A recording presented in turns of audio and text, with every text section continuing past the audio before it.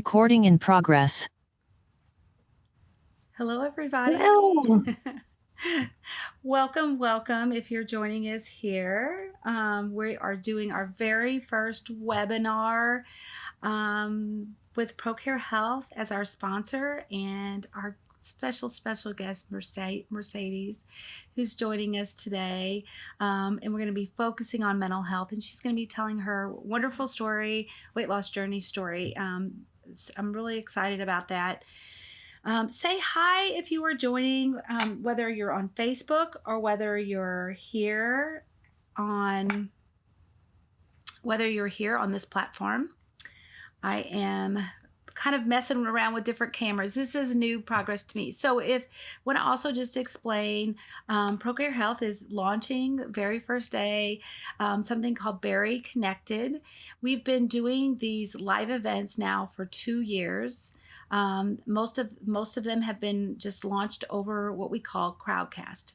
We are now moving to a brand new platform, and on that platform, we will have a hub on our ProCare Health website called Bari Connected. I'll show you all how to get to that later, but it's just basically at the top of the page on our ProCare site, and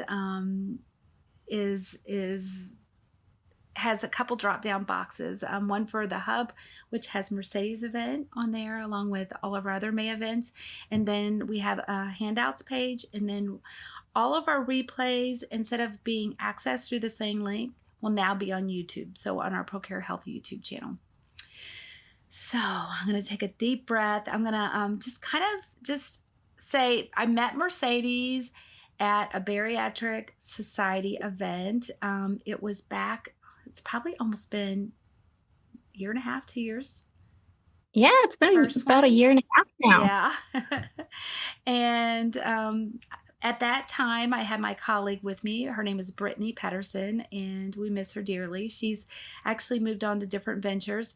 But Mercedes just kind of became a good friend, and she's actually an affiliate of ProCare. Started using the products and like them, and so now promotes them.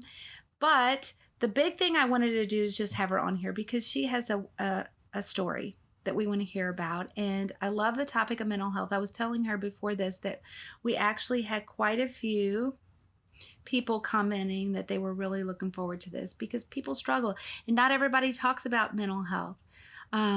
We have Arce that says hi and thank you. So we appreciate Arce for saying that. Anybody else have any comments? Please feel free to comment in the chat box. There is a raise your hand feature, and I am kind of learning this process, so I will make sure to try to watch for all that. But I'm going to put myself on mute for just a hot second here while Mercedes does a full introduction of herself, and I'm going to check on our Facebook page. So I'm saying hello. I also want to just mention we have a lot of different groups joining here from different facilities across the United States, and we have people joining from Bari Nation, which is a community. I'm sure Mercedes knows the Bari Nation. So I want to welcome all of those. And if you do say hi, let us know where you're from. So I'm going to put myself on silence and let Mercedes talk for a while. Hello. Thank you guys all for coming and joining the webinar. I'm super happy to be able to talk to you all and share my journey a little bit. But a little bit about me. My name is Mercedes Calahorra. I'm 32 years old, and I had gastric sleeve surgery 21 months ago. So coming up on just over a year and a half now. I'll be hitting my 2-year mark in August. So I had surgery August 9th of 2021, and I had my surgery done in Tijuana, Mexico with Dr. Halil Alan at Hospital BC. So I definitely went kind of an unconventional route, but I still think that it was the best decision I could have made. I've had so much support on Instagram, and I feel like had I not found Instagram and the community that came along with that, then I wouldn't have had the kind of success that I've had in my journey.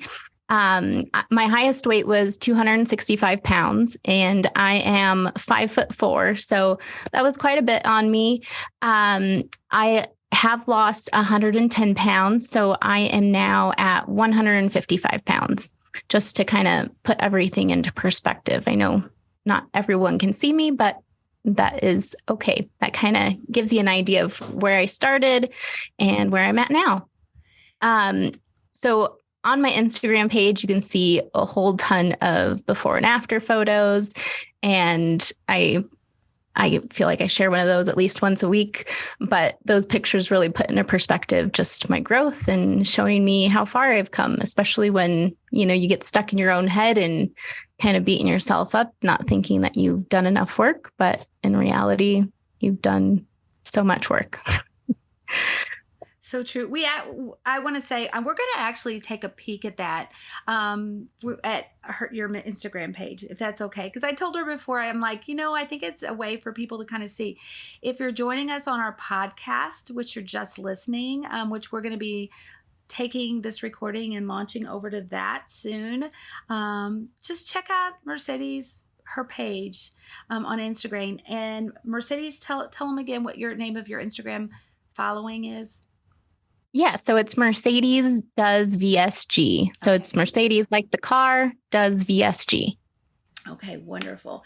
I also want to say we actually have quite a few people joining on Facebook Live. I want to say hi to them. Oh, awesome. Hello, Facebook friends.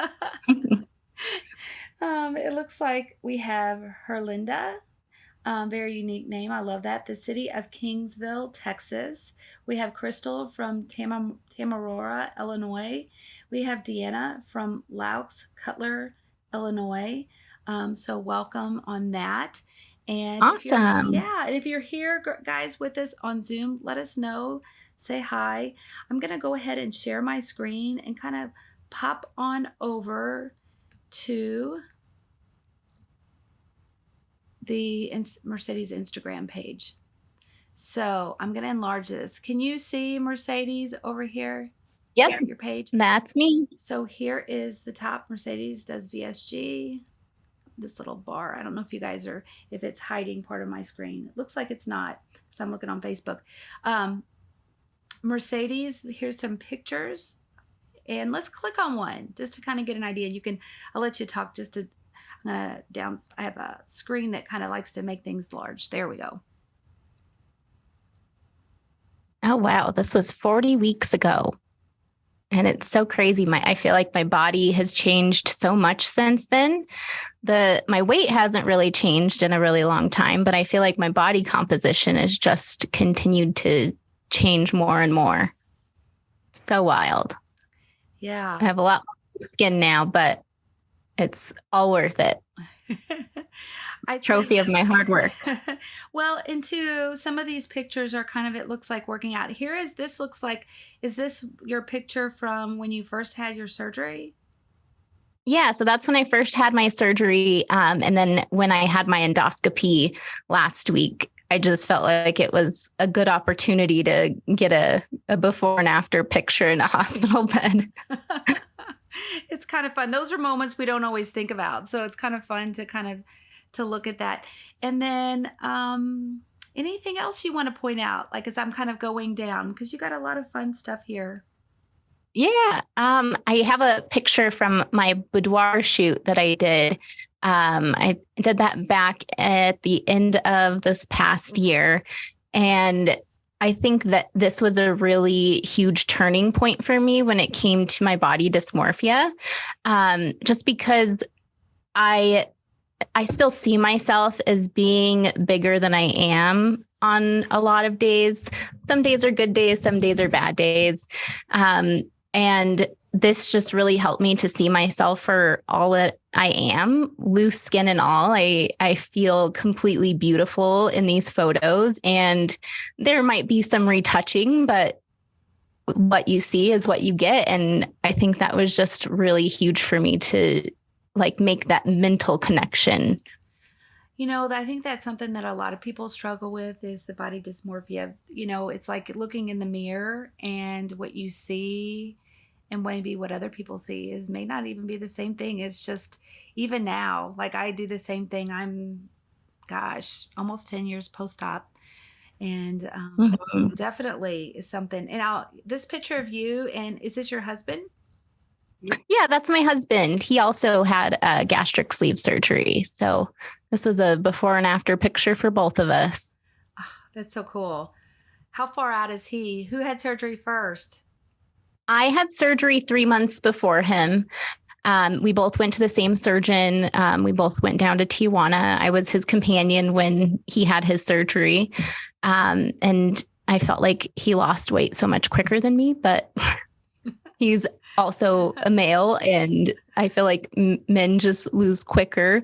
And he also did have more weight to lose initially, but he's still chugging along on his journey. And it's cool to be on that journey with someone that knows exactly how you're feeling in terms of, we go out to eat and we both eat this tiniest bit. We actually went out to eat last night, and our waiter basically just straight up asked us why we didn't eat all our food.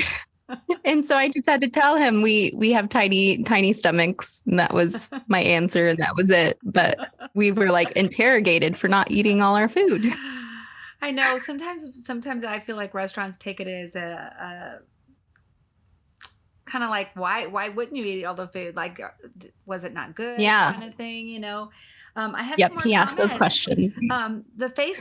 Our Facebook peeps are really chatty. I'm so excited about that. We have Yes. Crystal says very beautiful. I'm sure she's talking about your pictures that we just showed. Thank And then you. Herlinda says, my husband and I did too. So I guess they both had surgery. Awesome. And she says, wow, sounds like our story. So. Oh, that's great. I love to hear when couples can do this together, because I know it's hard when someone doesn't really understand what you're going through on your journey and you're constantly explaining yourself. So to have that support of a partner is huge. Yeah. Well, I think it's a great way to segue into, Crystal says, me and my husband share a plate out to eat. That's a great way. I know I do that a lot with my family. My husband used to always be like, he hasn't had weight loss surgery. He used to always be like, no, you can't share my plate. And then when you realizes how much you actually don't eat, he's like, okay, you can. I think he was just like, my food. My food.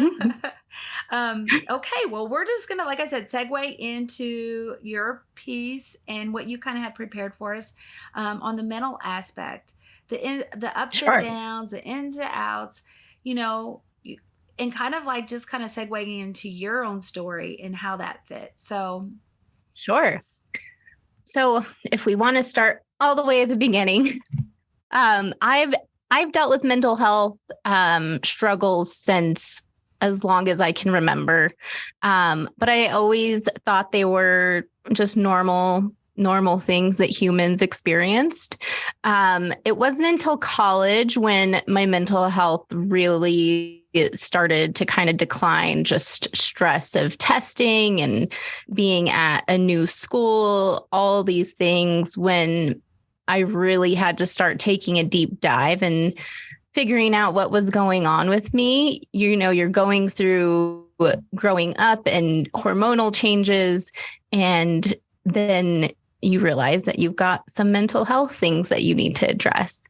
But I don't think I really started to dive into how to better my mental health until probably like 5 or so years ago. After I had actually left college, I was done. I didn't want to think about continuing anymore. I was just over it. I feel like at that point, I kind of almost had a mental breakdown, a little bit of burnout, where I was pre-med for 5.5 years and decided that was no longer my path. I dropped out with one class left to graduate, and I went to beauty school, and I enjoyed my time in beauty school, and I no longer practice doing hair or makeup like I was. With my rheumatoid arthritis, it just got really hard for me to continue that. I eventually went back to school and finished that one class to get my degree. And so I got my degree and realized that having my degree didn't really bring me that fulfillment or bring me that happiness. So I decided it was time to really go on this journey of self-discovery and figuring out what I was passionate about, what I was struggling with, why I was struggling with these things. And that just kind of led me down this rabbit hole, if you will, of learning about different self-care techniques, different coping mechanisms, all of these things that at the time were super overwhelming. While you're doing that work, it's exhausting sometimes. It's great for you, but at the same time, it's so much, it's really heavy. It can just be a lot to work with. So I felt like I was really diving into things in chunks where I'd spend a few months really doing all this work, and then I'd have to take a few months of just like sitting in it, adapting to it, and just kind of aligning with that person that I was building and becoming. And then I would say maybe it was a year before I actually had surgery. My grandfather passed away, and that was huge. He was the man that raised me. And so that just really took a toll on my mental health. I hadn't ever tried therapy before that. But at this point, I was in this grief process so much that it really forced me to take a step back and look for some help that was outside of myself. So I was meeting with a therapist. And during that time, I got diagnosed with ADHD, which put so much into perspective for me just through my whole high school and college career, why things were so difficult for me. I was always a very high achiever, overachiever, just always constantly people pleasing, making sure that I was getting straight A's. And I think looking back, it really just burnt me out, because instead of working with how my brain works, I was just constantly fighting. And so it really put that into perspective for me. But through that ADHD diagnosis, it really helped me to understand how my brain works, why I deal with anxiety and depression the way I do, why I was dealing with a lot of binge eating and eating for stimulation. And those things really, I think, were the whole reason why I became obese in the first place without realizing it. I was just self-soothing with food and just comforting myself with food. So I think that was a really big turning point in realizing what was going on with me. A few months later, I actually had surgery, and from there, it felt like it got worse before it got better. All of my hormones directly after surgery were insane, and I felt like I was going completely crazy, not being able to cope with food, not being able to self-soothe with food, not being able to, go out to eat and drink and, everything that, I would typically do with friends or with family. It was just, it kind of flipped my whole world upside down in a sense. So I really just took that time to try to be as gentle with myself as possible, even though I think I was probably more hard on myself than I needed to be. But it just really flipped everything upside down, shook it up, and poured it back on the table. So all that work that I had thought I was doing over the years it gave me some really great tools to keep in my toolkit and get through that time.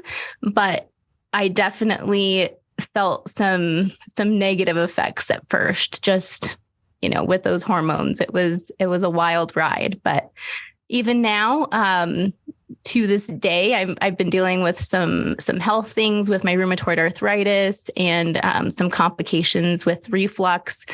And it was just really overwhelming for me. So I did talk to my doctor and let her know just how overwhelming everything had been. And she prescribed me some medication, and I had tried medication in the past and just completely didn't feel like myself. I felt like a zombie walking around and decided I didn't want to do that anymore. But this last time I talked to my doctor, I was just kind of over it. And I was willing to do anything to just help me feel better. So I have been on some medication lately, and I feel like medication is something that's super taboo and people don't like to talk about, but this time taking medication, it actually helped me. And I'm super grateful because instead of, being able to get out of it on my own, I realized that I did need help, just an extra helping hand, and I'm feeling 10 times better than I was. So it's just important to really just get the help you need. Talk about it with people that you love, people that care about you, because at the end of the day, we have to live with ourselves and we're always up here in our minds. So why not be happy with that and do what we can to, be the best version of ourselves, whether that's medication or therapy, whatever it is. Mercedes, I'm going to kind of pause there for just a second. There is a comment. Someone Sure. from Facebook, Deanna, says, I haven't had surgery yet, and I'm so worried about not living my lifestyle that I had before today. Thank you for letting me know I'm not by myself. Still worried, she says, though. I think that I can remember I shared with Mercedes before the call that I worked for a weight loss surgery program for about 8 years before I worked for ProCare. And I had weight loss surgery back in 2013. During that process, I think part of me, like getting ready and preparing myself, was actually seeing other people going through the same thing and knowing it's okay. Because, and what you're sharing here now about mental health and talking about it makes it that people can talk about it. Because, it's scary whenever you go through something and don't have a reference point, or don't think it's okay to share with other people. Mm-hmm. I can remember people before having surgery. I literally helped thousands of patients in this program because we had a fairly robust program, and did a lot of the pre-op teaching. And I can remember a lot of people saying the same thing, preparing for surgery and worried about their lifestyle being different. Maybe it was going out to eat, because a lot of times people have, relationships built upon that. Maybe it was being around friends. Maybe they were afraid their friends weren't going to accept them the same way. Maybe it was about relationships as far as spouse, will that change? And sometimes it changes. And I'd say you become more of yourself in a lot of ways. Like you said, you did a lot of self-discovery. I think that's the best thing we can always do for ourselves. I think the weight loss is almost like secondary to so many other changes that we have internally.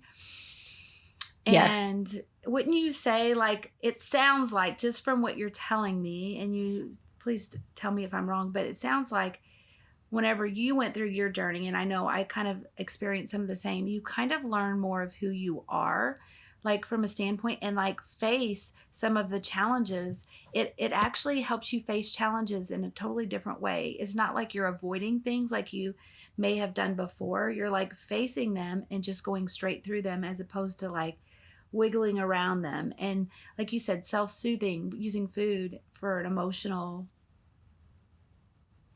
Right.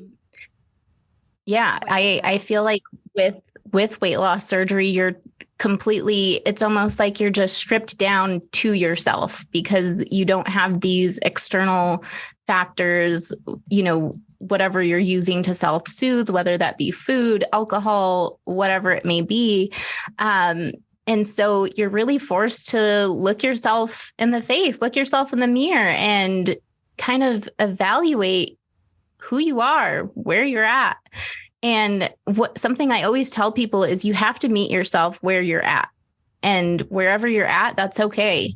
That's a starting point. That's a base. That's somewhere for you to that's information for you to have. So you meet yourself where you're at. And from there, I'm not saying it's going to be easy. It's going to be very hard at times, but you are forced to just look yourself in the face and whatever those challenges are that are coming up for you, whatever those triggers are that can come up for you, you're forced to just go into them head on. And it's a really beautiful thing when you come out the other side and you're like, oh my God, I got through that. I can do this. It just really just makes you realize your strength and your perseverance. But I think something that's also super important is just realizing your self-worth. And for me, I think that was probably my biggest takeaway from having weight loss surgery. I knew my self-worth before, but after surgery, I was able to learn how to set boundaries with people, and whether that affected my relationships in a positive way or a negative way, doesn't really matter. I lost, some friends along the way when I started implementing more boundaries and really standing firm in who I am. But at the same time, I kind of weeded through the people that, didn't really belong in my life. And I also found a whole new community of people that I connected with on more than one level. Like we don't all just connect on weight loss surgery. We connect on a whole different aspect of, each other's lives. So yeah, really just keeping in mind who you are, your self-worth. You are enough exactly as you are, whether you've had weight loss surgery or not, whether you've lost the weight or not, however you are, you come as you are, because that's exactly who you are. That's really as simple as that. I think I was talking to a individual this morning. She's a patient, and she was telling me, she said after she had weight loss surgery, she said one of her friends stopped her and said, you know what? She said she said it's almost like the beauty on your outside now matches the beauty on your inside. Like sometimes I think whenever we're at a certain weight, it's not that we're not beautiful. It's just that we have all these stigmas against ourselves. I think we judge ourselves much more than what other people do. And sometimes it's kind of neat whenever things start matching up a little better. It looks like Crystal says, this is from Facebook. She says, I work with a lady who had the bypass, and there is 3 of us having surgery, and she's been a big support to all of us. And when it comes to our mind, she helps guide us. And that is really helpful. Like finding, communities like this, friends. It could be weight loss surgery friends. It could be other friends, that are, like you said, like-minded. Whether you need to see extra professional support, I'm going to call it, like a therapist or a social worker. Mercedes, can you tell me how you went about that? Like, what was the way you reached out? I'm just curious, because I think, some programs do have that. You had your surgery in Mexico, so right. It was a little different for you. Yeah. So, I did initially complete like the what was it? Like the mental health evaluation. I think it was a psych evaluation. I did all of the pre-op stuff here with a program that I was going to be going through. But at the time, my insurance just didn't cover it. And it was thousands and thousands and thousands of dollars. And then I found Dr. Alon, and with his credentials and everything, I went with them.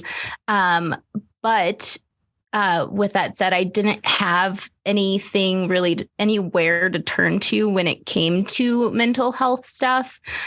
So at that point, I had tried a program called Cerebral, where I met with a therapist online. I met with a psychiatrist, and from there, they were able to kind of diagnose my ADHD and prescribe me medication for it, which helped out a ton. But at the same time, I didn't continue with cerebral. Some things had changed. They could no longer prescribe medications. And I couldn't meet with a therapist anymore because we were in different states. It was super weird, and just depending state by state, depended on what your options were for, being able to get the help you need.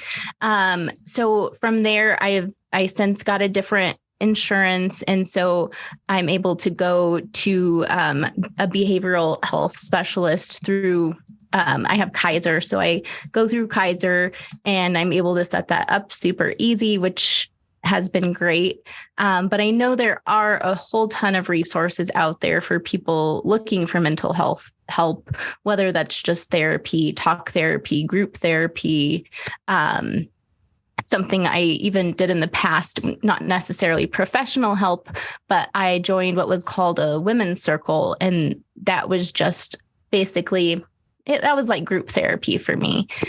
Just other women holding each other accountable, listening to their struggles and supporting each other along the way. So that was huge for me and super beneficial in my journey. But I think overall, just finding something, whatever that may be, wherever you start, it can always lead to more, and you can find the right help for you. If, you meet with one therapist and they don't work out, that's okay. You can find another one, and maybe that one won't work, but just keep pushing, keep advocating for yourself, because at the end of the day, you and your happiness is what's most important. You are number one, and you need to find the things you need. May be hard, but we've got to do it. Thank you, Mercedes, for that. I'm seeing a question here. How have I dealt with body dysmorphia? I'm 18 months post-op, and the old ways of thinking that I'm too fat, ugly, etc. is coming up again, even though I've lost most of the weight. This is a great question, and one I definitely have some personal experience with. Like I kind of said towards the beginning, every day is a little different. Some days are fantastic, and I feel that I look how I feel. So I feel great, and my body, is strong, and I can move, and I have a lot of endurance nowadays. But sometimes I look in the mirror and I'm still seeing my 265-pound self staring back at me. And those days are really freaking tough when it comes to putting on clothes, whether you've got loose skin that, just makes your clothes not feel right, or you just feel like it doesn't look right. What I have to do on those days, whether I share a photo to Instagram or I just make it for myself, I will make a side-by-side photo, a before and after, and just put into perspective where I started, where I'm actually at. And if it's a photo that someone else has taken of me, that's even better, because it's not the selfie in the mirror that, that view you get used to. So that is probably one of the biggest tips I would say for combating body dysmorphia. I know it's still going to be there, and, the good days, the bad days, still going to be there. It's still something that I deal with, even to this day. I woke up not having a great body day today, but sometimes I just have to look in the mirror and I just say, well, this is me. This is where I'm at now. So I kind of just have to take it or leave it type of mentality in my head. And I just tell myself that this is who I am. I got to take myself as I am. And tomorrow I'll wake up feeling skinnier or tinier. And then some days I do. And I'm like, oh, look at me on these days. Even though it's the same person. It's funny because, our perception can be so different on different days, and it makes you wonder. Mm-hmm. I know, I was talking to my daughter about this. Madison, she works with ProCare also, and she's young. She's 24, I guess. But we were talking about this because this is such a big thing for her age group and for the people that she's around while she was in college and even now. And she has friends that are very thin but have, body dysmorphia and just think they're huge and have really big eating issues. And so I don't know, no matter what size you are, if it's in your head, it's one of those things that you have to work on. Like, just, I think, first of all, recognizing it and like going at it from that angle, that you do recognize that it is just a mind game. It looks like we have somebody else that is commenting here. I apologize too. I'm realizing that our chat feature on Zoom, I need to look into this. I'm not quite sure why it's not allowing people to comment freely, but if you're on Zoom, you're welcome to do the question and answer box, which a lot of you have been doing. So I appreciate that. I'm going to press done on that. Somebody said that, thank you. That's a great idea. Talking about, I guess, what you were just talking about. It looks like Diane from Facebook says, I'm pre-surgery and diagnosed with ADHD in my 30s and now at 58. The mental health aspect with the hormonal changes post-op has me very worried. Food has always been a go-to for comfort. Thank you for sharing your journey. Yeah. Like I said, that's something that a lot of people deal with, or even they go through surgery and they get diagnosed with ADHD or, anxiety, depression after surgery. But really it's remembering the tools that you have in your toolbox.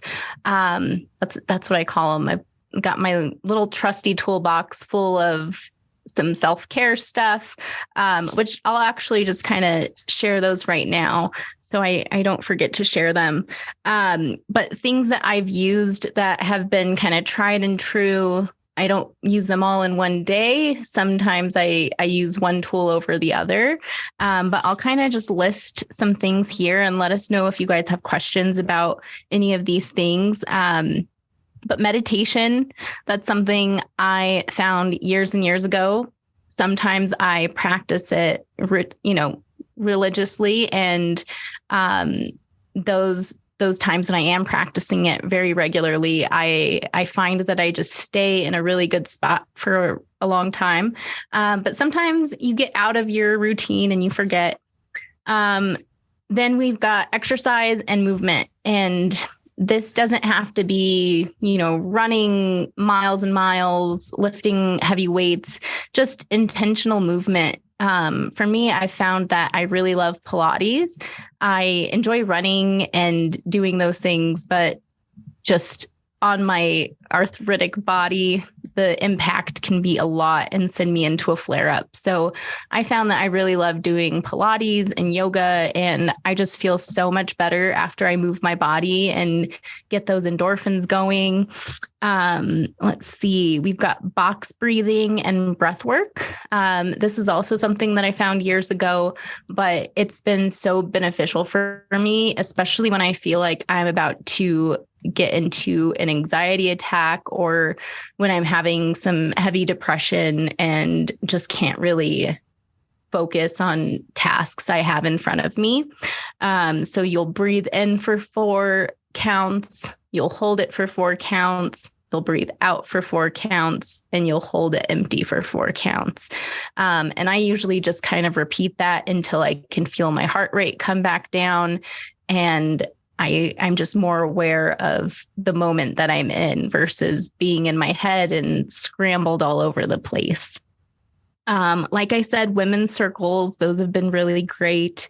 I do some personal development reading. So I think one of my first books was Daring Greatly by Brene Brown. And I think I followed that up with You Are a Badass by Jen Sincero. And those books just kind of got me started on a path of personal development reading. And from there kind of started a wildfire. I kept reading and reading. Which 2 were those? I'm going to put them in the chat here on our regular. Yeah. Daring Greatly by Brene Brown. And then You Are a Badass by Jen Sincero. Okay. Those were some great books. Also just podcasts. Before I had surgery, I started listening to Our Sleeve Life podcast, and that just put so much into perspective for me just regarding surgery. And they touch on so many different topics, anything from, mental health to body dysmorphia, food, everything. They are so real. I think they were probably some of the biggest reasons why I was less scared going into weight loss surgery, because they shared their experiences, and it just put me at ease knowing that I was going to encounter challenges, but they shared ways that they got through those challenges, and it just really helped me so much. So that's probably my number one podcast was Our Sleeve Life podcast. Let's see. Another thing I do is just a self-awareness check. And this is something that I try to do daily. But when I go into my holes of depression, what I call them, I find that I'm not really doing those things. And I'm just kind of like mindlessly going about my day, hoping that I get to all the things I need to do. And usually at the end of the day, I did not accomplish anything on my to-do list and just realized I was in a depression hole all day. But that self-awareness check is something really important, whether you're doing that in the mornings or in the evenings before you go to bed, just to kind of set the tone for the next day. But just check in with yourself and really see where you're at, what you're feeling, why you might be feeling those things. Sometimes for me that comes up as I feel like binge eating, and I know in my logical brain that I don't actually want to binge eat. So I have to kind of do a deeper dive and figure out why those feelings are coming up for me. But when I do kind of get in those bouts, I always turn to tracking my food, because that just kind of keeps me from binge eating, because I know that I have to track what's going into my mouth.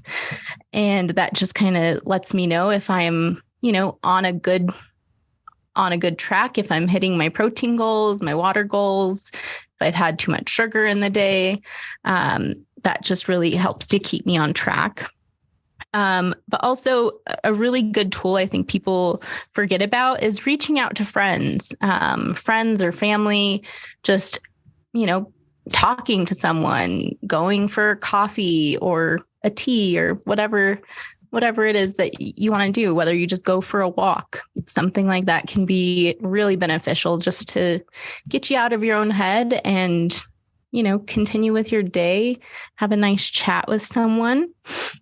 And something I also have to just remind myself of is this too shall pass. That is probably the one thing I say to myself more often than anything, whether I'm going through an anxiety attack, whether I'm experiencing depression, whether I'm just having a bad day and I don't know why. I have to remind myself that those aren't my feelings and this too shall pass. And affirmations, I think, is last on this list. I have an app on my phone and it sends me affirmations throughout the day. You can pick and choose what kind of affirmations they are. But even if I'm having a bad day, I'll randomly get that notification on my phone. And for some reason, it's always the affirmation I need to see in that moment. And so I think just having these tools and knowing when to use them, reminding yourself to use them is one of the biggest things and can be a really huge catalyst for change. I'm just taking it all in. I'll say, Mercedes, that I have used all of these. These have been my go-tos as well. I think there's not even one of them that you have said that hasn't fit for me. I'm posting them on Facebook too, so I'm sorry for the distraction back and forth. No, you're great. You're great. for me, what I think, so I'm going to just kind of follow up by saying, I think that a lot of times our hardest, most difficult challenges in life is actually why we're here, as far as part of our mission, being on this earth plane or being here. Because whenever something means a lot to you, like it means so much, that has to Mm-hmm. be something that we're meant to experience, whether it be what we call bad or good. We're experiencing Mm-hmm. it, and what happens is through these challenges is we're ending up sharing it with people, other people, and helping them as well. So you have learned all of these wonderful ways, tools to deal.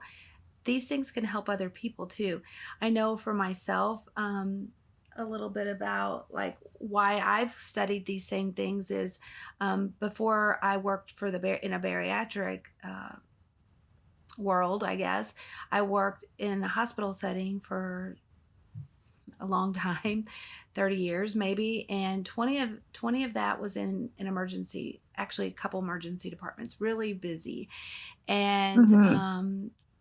I am very sensitive in that I pick up on other people's emotions. So what I was finding is that I was picking up on other people's emotions, and it sounds like from what you're telling me too, probably likely you're kind of the same way. If you're very sensitive to other people, what they're saying and doing, maybe you call it a people pleaser, Mm-hmm. but that it can be a gift on the other end, because if you're sensitive, you know what other people are going through and you can help them, you can be empathetic. But what I Yes. found is that I was experiencing pain, a lot of pain over time in my adrenal system, my hormonal system. Everything got so off whack, and I was looking for other things to help me to deal with, like, what causes people to be sick, what causes them to heal. And so I went into my own Mm-hmm. whole healing journey starting back in probably 2000, maybe 2005, somewhere in there. And just, I mean, you can see behind me, I have lots of books. I went into studying holistic medicine. Mm-hmm. I became certified in something called healing touch, which is energy therapy. And what I can say is through all that, it wasn't really, I thought it was that I was looking to help other people heal. I was looking for heal myself, like looking for a Mm-hmm. way for me to navigate life in general and understand it and learn how to deal with my emotions, learn how to deal with any type of pain that I was experiencing, and not be triggered so much so that I was like on high alert all the time. So there are all of these things that you said, I think are wonderful examples. Even just using one, like what this last weekend, I had, one of my daughter's friends was here and she had a headache, and I did a little technique with her to try to help her with the pain that she was experiencing. And basically, it was a deep meditation. Sound therapy is amazing. Use some music. You can go on YouTube. There's lots of YouTube things. We got her in a really relaxed state, did some breathing exercises, did some other things, and came out of it. And she's like, I haven't felt this good in months, and my pain is completely gone. Once you get your body relaxed, whatever it is, that's where it's at. That's where the healing comes in. It's just really about relaxing. And it's as simple as Oh, sometimes just yes. breathing. When you say, like, if I get myself in an anxiety state, if I just stop, like literally, because she said my head swims all the time and my thoughts are always just like circling. And I get it, because I mean, I know I do the same thing. I think a lot of us do. She's like, if you could just stop your thoughts, how can you do that? And I'm just like, all you have to do is breathe. Just like you talking about the breath work. If you focus on your breath, you Mm-hmm. can't focus on anything else if you're focusing on your breath, right? Yes, exactly. So thank you, Just pulls you Mercedes. right out of there and you feel brand new. And then you were talking about the affirmation. So with that, it's the same aspect. If you're focusing on one thing, if you're focusing on something that's bringing you up, it's elevating you in Mm-hmm. some way. Yes, You cannot be focusing on something negative at the same time. It's impossible. You just can't do it. So if exactly. you're slowing down your breathing and you're just changing your focus, like when you get in one of those states, that's all you have to do. It's so simple, Mm-hmm. you know. Exactly. So these people, so the lady earlier who was saying that she was concerned about being worried about things changing for her after surgery, what I would just say is with a lot of this is whether you have surgery or not, you're going to face these life challenges, you know, regardless. Hmm.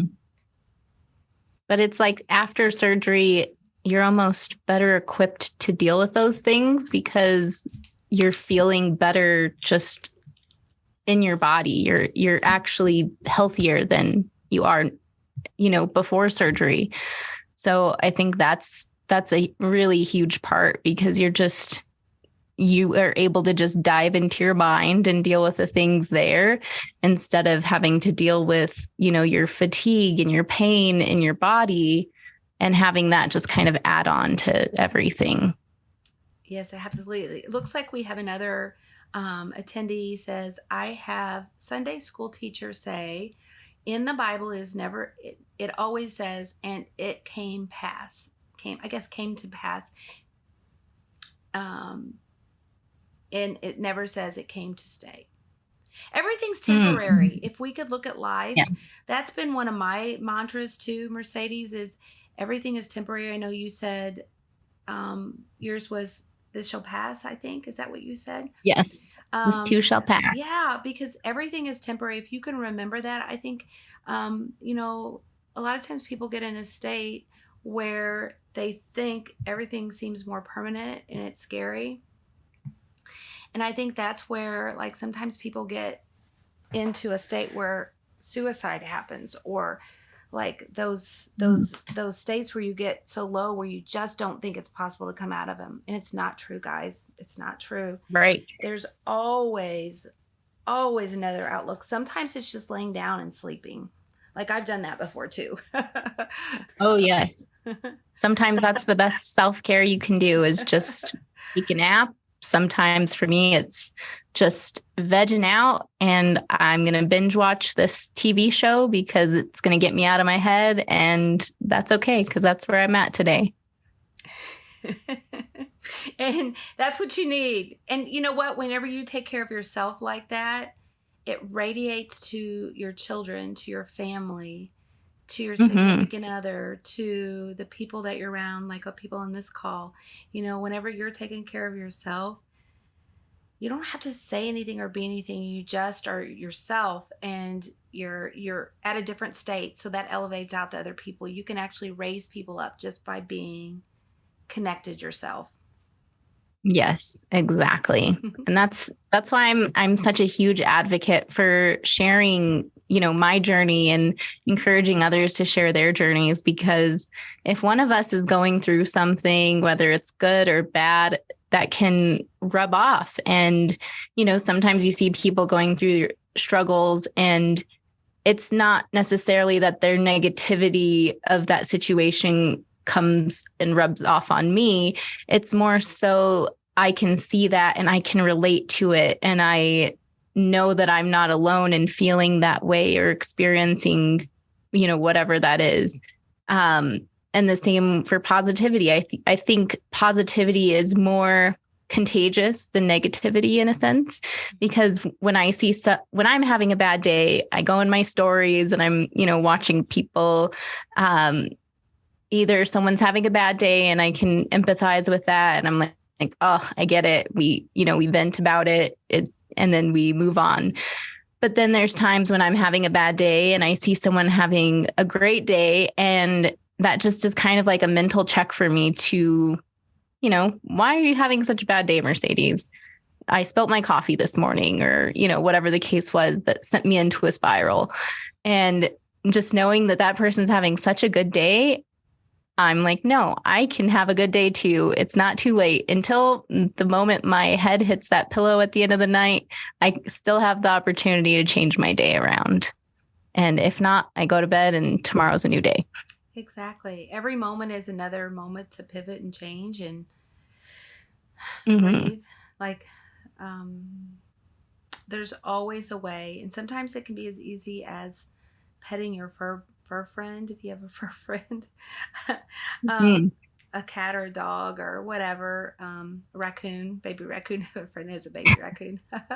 Yes. Anyways, but it's just kind of just keeping yourself in check. So any closing thoughts as we kind of get ready? I'm going to be sharing some additional things from our ProCare standpoint. So I want to, how can people like get a hold of you again? We want to reshare that. I'm going to go ahead and put your Instagram tagline on here. Anything else you want to share with them as far as closing thoughts? I think just something that I've taken away from weight loss surgery now being on, the other side of my weight loss, is just, I think, especially for those that are pre-op, is that losing weight isn't going to bring you happiness or fix all the problems in your life. That's all going to come from within, and doing the work. And that's doing the head work, doing the body work, making sure you're staying active, keeping your body in motion, keeping your mental health, as healthy as possible. And just, building that within yourself. And then you can reap the benefits, and then you can experience that happiness. But just having the weight loss surgery alone isn't going to fix everything. So just go into it knowing that some work will need to be done, but it's totally possible, and people have done it. People continue to do it, and you can do it too. It's an ongoing thing. It's life. It's a journey. It's, weight loss surgery is just a little bitty part of it. It's the tool, just like all those tools you shared before. Yes. So thank you. And it's Mercedes does VSG. If you're just Yes. listening and you're not getting all of the chat features here, I'm looking to see if there's any other questions. If you have any other questions for Mercedes, please put them in our Q&A box or in the chat feature if you're on Facebook. We have Crystal that says, thank you so much. She really enjoyed it. Mercedes, I want to pass that along to you. She also said, by the way, I walked a mile and a half during this with my granddaughter. Oh, that gives me chills. That's awesome. That's being great. in nature. That's another one to add to the list. Being in nature, being with family. I love that. You said support on one of those. So yes, nature. Amazing. You can see I've got all my plants behind me. It is. Like to keep a lot of greenery around. I know. Mine is garden therapy. I have a huge garden, and I have been going out every evening and working in it for an hour, 2 hours, that I can, probably for the last like 3 weeks. And it's my therapy. It is, because it's quite. Oh, I love that. Yeah. Being in nature is one of the most grounding things. I'm going to actually share my screen here real quick, Mercedes, to just kind of do a little pull out for, sorry about that. I'm looking for my pictures. Here we go. The question. So this is a ProCare call out, suffering from a weight stall. Okay. So if you're suffering from a weight stall, what can you do? And we just started a brand new forum. We're launching all of our new stuff on our Facebook page. These events are going to be promoted there as opposed to our Crowdcast channel, which we were doing before. And we also have a YouTube channel. So I'm going to kind of switch over, Mercedes, if it's okay. And I'm going to show of course, our YouTube channel. This is what it looks like. It's ProCare Health Vitamin Supplements is the name. I'm going to copy this. I'll put it in the chat box in just a hot second here. And I'm also going to just share answer to the question. So we have like a little video. I'm hoping and praying that you'll be able to hear it. I'm going to start playing, and please just tell me if you can hear it. Mercedes, I know you're on mute, but share with me. Can you hear the sound? People go through all different. I'm not hearing any sound. No sound? Okay. Let me. Look at that look on my face. That's so funny. Okay. Oh, that's even better yet. There is likely a little button whenever I am pushing this to release the sound. So let me stop sharing for just a second and try it again and see if there's something that I can do on the advanced sharing. Okay, it's not.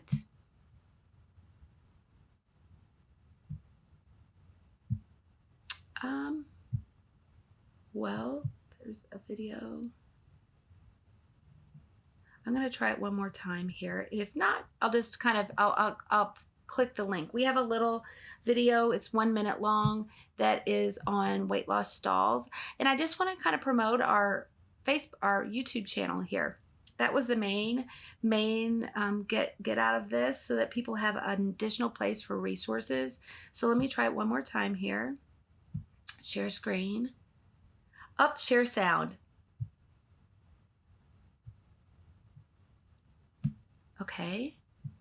Let's go back. Let me know if you can hear it this time, Mercedes. I can hear it. Okay. People go through all different periods after weight loss surgery. In the early stages, weight stalls may occur as early as 3 or 4 weeks after surgery. If you're in the early stages, I'd say don't worry. Just kind of keep doing what you're doing, and as your body readjusts, things will continue to happen for you and your weight will continue to fall off. If you're further on out, maybe 6 months, a year, 2, 3, 4 years down the road, and you're having maybe weight stalls, look at what you're doing.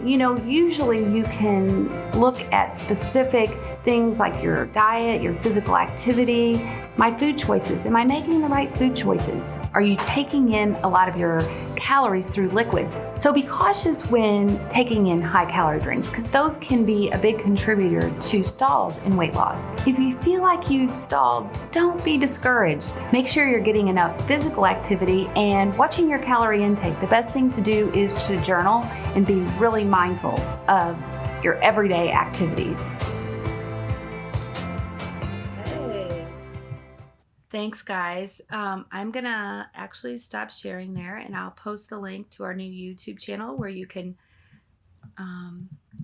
where people can follow us there. And if you subscribe to that, you'll get access to this replay along with all the other replays. I think we have over 150 replays on there now.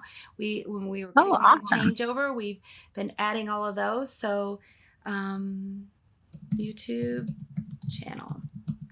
So that's all I have for today. I want to thank everybody for being here. I'm going to post that on our Facebook page as well. See if we have any comments there. No more that I can see, but I just want to thank everybody. And I think that we're done with this session. So Mercedes, thank you so much. I'll be reaching back out. Can I just share about a couple of products that I personally use from ProCare that I think people should give a try? I love the calcium chews. I use the salted caramel. I also have the dark chocolates, which are awesome. So get your hands on those while you can before summer hits. But I use the bariatric prenatal vitamins. My husband uses the bariatric probiotic vitamins, but those are just some of the things we use from ProCare, along with the protein powders, and they're amazing. And I wouldn't be promoting ProCare if I didn't personally believe in the product myself. So if you guys do want to purchase any of those, you can use my code Mercedes10 just to save a little bit of cash. But those are my tried and true products from ProCare. Just wanted to add that in there. You know what? And I totally forgot about that. I'm going to add that as a comment here. And I'm going to put code. It's not case sensitive. It's just Mercedes 10. So you can use upper or lower click. Case. I'm posting it on Facebook, but I'm also going to post it here on Zoom so that everybody can have it. If you use her code, make sure and use her link. It'll go directly to our ProCare Health website. And she'll have the products that she talked about. I'm also going to post a link. Let's see. You said the calcium. Which was your favorites again? I'm going to list those. I love the salted caramel, calcium chews, and the dark chocolates. I use the prenatal vitamins just because I like the extra vitamins, and my husband uses the probiotic multivitamin. So calcium dark chocolate, and we have the sea salted caramel. Yes. So good. They taste like dessert. And then you have the bariatric multivitamin, the probiotic formula. Yes, that's which one my husband uses, and I use the prenatal vitamin. Okay. And the prenatal. It's always good to kind of get a little list going, because everybody, I would say some of these are actually our best sellers out of your list. They are. Especially the calcium dark chocolate will be going out any day. I thought it was going to be May 1st, but it's still on the website, so you have a few days. It melts easily, so that's why it doesn't last. The sea salted caramel is available all the time, and again, one of the favorites. But the bariatric probiotic, they say probiotics are supposed to be very helpful for the GI system, like helping with kind of like that metabolism food and keeping your not having the problems with constipation, and it's supposed to help accelerate weight loss. They've done a few little studies on that. I'll post this here over on our Facebook too as well.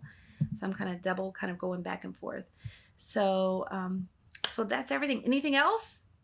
Close. That's it. Thank you Thank guys you for reminding me. I told tuning her in. before we were going to share that, and then I just completely slipped my mind. So thanks, Mercedes. Oh, no If problem. you're listening to this and you're going to a checkout on the ProCare website, it's Mercedes 10. Is Mercedes 10. MERCEDES 10.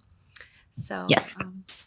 So we'll end there, and thank you. This will be on replay on YouTube. So we appreciate all of your time and energy, and everybody have a wonderful night. Take care, Mercedes. Thank you. You too. Bye. Thank you, everyone.